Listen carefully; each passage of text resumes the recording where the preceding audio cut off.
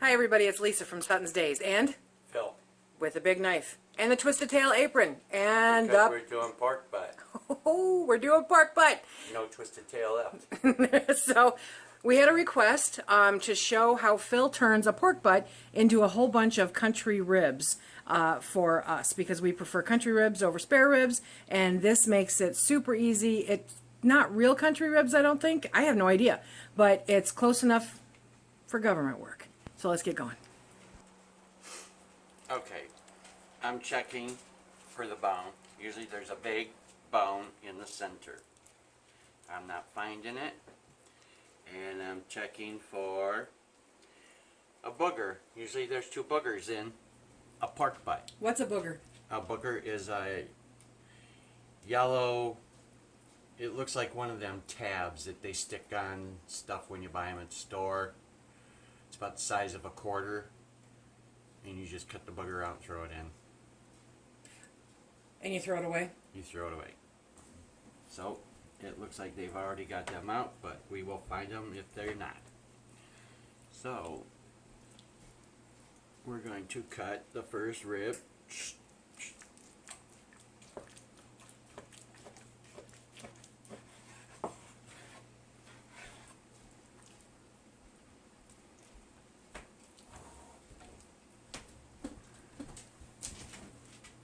So you're calling that a rib?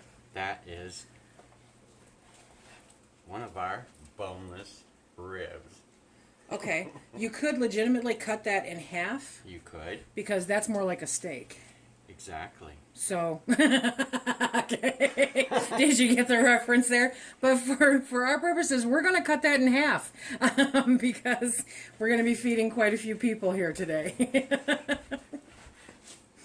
Now, we normally, when we have our family reunions, we get some pork butts like this. Normally, about 4 of them, and at least one full one goes towards ribs for the family reunion. Go ahead and toss it in the bowl. And so this year we're not doing a family reunion. The family's all kind of busy, but we really love our pork, our country ribs like this. I'm going across this way because this big piece is hanging off, which is going to make a rib going that way.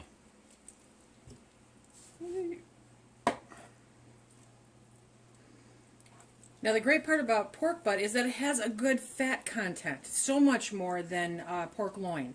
So if you're going to can pork, this is the kind of pork you want to can, okay? Because it'll keep its flavor and it'll be tender and juicy. Another one, Nice see? size for the grandkids. There you go. And it makes really great ribs. The pork loin is really great for like breakfast pork chops, that kind of thing, or roasts. But still, I mean, we prefer the one with a little more fat because the fat is where the flavor is.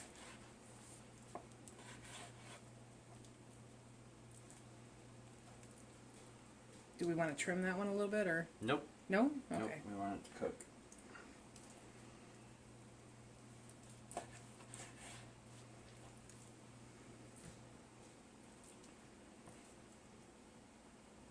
This is going to be a big one.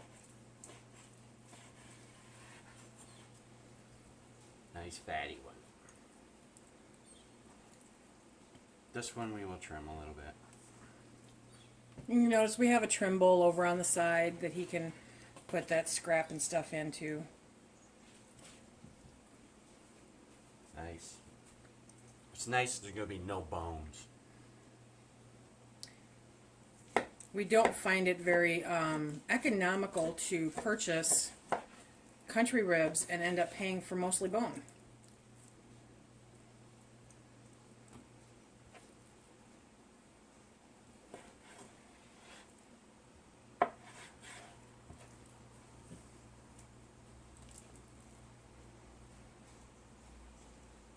Go over a little bit more, I think. You know what? I'm going to do It's it easier this that way way? because then I don't have to cut them in half. Oh, good. Okay. Because we still want them thick. We just don't want them long. That's kind of go thicker, I think.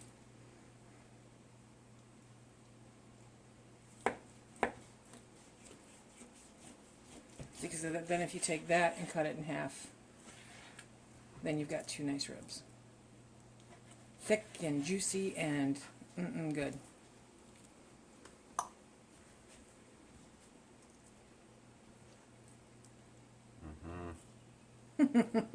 Okay, so we're gonna I'm gonna let this go on fast forward, and you can watch Phil cut the last of that up.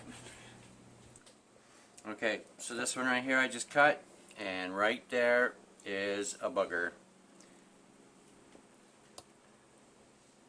Can you see it?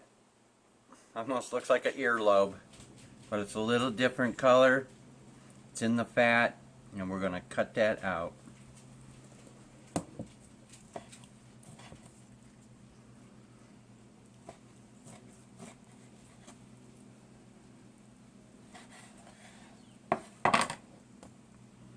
That is a booger.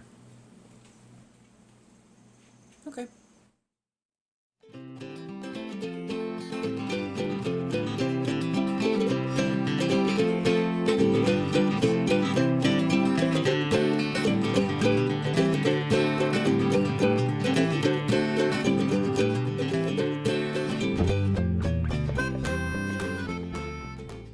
When it's there, you'll see it.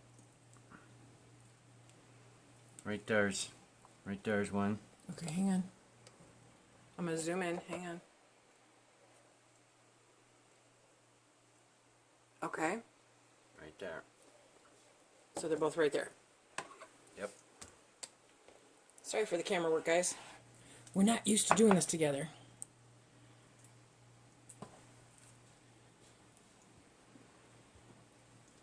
That is just a big hunk Of fat. of fat. Okay. And while we like the fat, you don't necessarily want a big hunk of fat. So remember, we got this at $1.49 a pound. And we got two, but one was like 19 pounds and one was 21. So about 10 pounds of one is going to go into portioned, vacuum sealed bags in the freezer for dinner for us over the winter. And the other one is going to get cut into 4. And we're going to use that as roasts.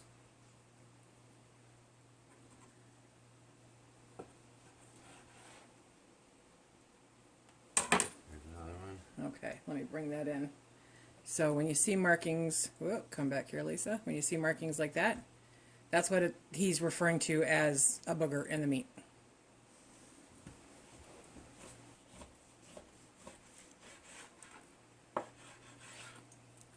Look at that. That's some really awesome marbling. Definitely not nibbling. No. That's like the Flintstones. Got it? Okay. Remember, Phil removed part of his thumb earlier this year, and so he's still struggling. Yes. Between the two of us, we have 19 good fingers and 3 good wrists. So for us over the winter, now like that one that he just did, you could easily cut that in half again, and it's just more ribs then. But we're just feeding the two of us for the most part with these over the winter, and we'll take them and put them in the oven, and it's 2 big pieces that we barbecue, put barbecue sauce on and have a really good tasty warm dinner on a cold winter's night. You want to make sure to have a really sharp knife. We tested out 3 different knives to see which one was the sharpest. Which one could cut a tomato without any effort from us was the test. And so this is the sharpest knife.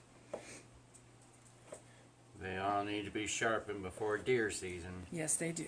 This is how we do our country ribs.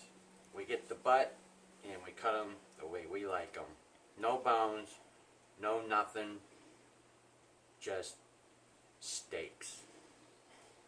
You could typically get 2 out of this, but I'm already feeling this one going in my stomach. Yep.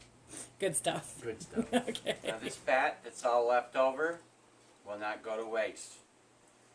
Lisa will be cooking this down and mixing it with kale, sunflower seeds, and other treats for the chickens. And they will just pig out. Okay, so that is how we do country ribs, like you said. Remember, if you like what we do here, please hit that like, subscribe, and share. Check us out on Instagram and Facebook. As always, you can catch us in the Facebook group. Phil's actually in there too. And until next time, remember, be safe. Bye-bye. Be safe making that ham sandwich now.